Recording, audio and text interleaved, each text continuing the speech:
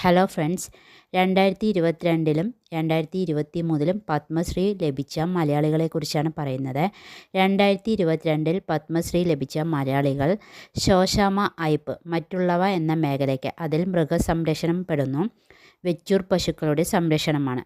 P Narayana Kurup സാഹിത്യം വിദ്യാഭ്യാസം. ശങ്കര നാരായണ മേനോൻ ചുണ്ടയിൽ കായികം, അതിൽ കളരി. ഉണ്ണിഗുരുക്കൾ എന്ന പേരിലും അറിയപ്പെടുന്നുണ്ട്. കെ വി റാബിയ സാമൂഹിക പ്രവർത്തനമാണ്. സാക്ഷരതയുമായി ബന്ധപ്പെട്ട് പ്രവർത്തിക്കുന്നു.